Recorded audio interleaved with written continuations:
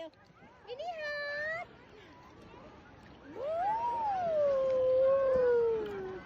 ที่หนึ่งสนุกไหมคะเราอยู่ที่ไหนคะตอนนี้พี่ชายอยู่ที่ไหนแลบลิ้นเลียไง อร่อยไหมสนุกไหมลูกนี่มาทะเลครั้งแรกของหนูเลยค่ะหนูชอบทะเลไหมลูกดูสิลูกหนูดูสิหาวเนาะ